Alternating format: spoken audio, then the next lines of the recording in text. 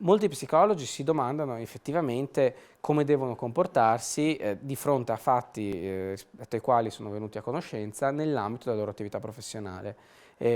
Effettivamente è un tema molto complesso in cui si scontra da un lato due interessi contrapposti, da un lato quello della riservatezza professionale, che è un principio fondamentale di tutte le deontologie, e dall'altro quello ovviamente alla prevenzione dei reati, piuttosto che insomma alla corretta informazione sui fatti che avvengono per le autorità.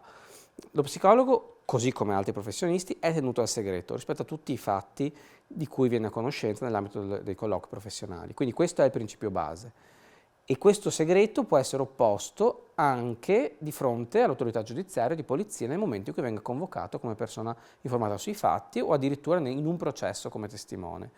Quindi lo psicologo non solo può non testimoniare, ricordiamo che invece le persone diciamo normali, ma anche lo psicologo al di fuori della sua attività professionale, sono obbligate a testimoniare se vengono richiamate, dicevo non solo può omettere di testimoniare, ma anche deve, se no incorrerebbe in una violazione deontologica.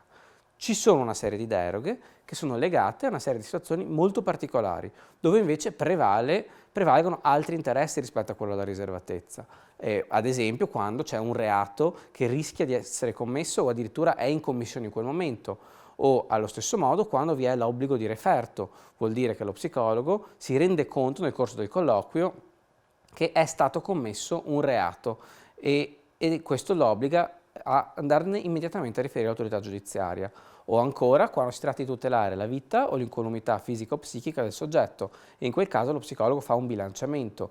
Infine c'è il caso del consenso. Una persona può autorizzare lo psicologo o altro professionista a derogare al segreto professionale. Evidentemente, anche in presenza di un consenso validamente espresso, lo psicologo deve comunque fare un bilanciamento e deve utilizzare il consenso solo nei limiti strettamente necessari.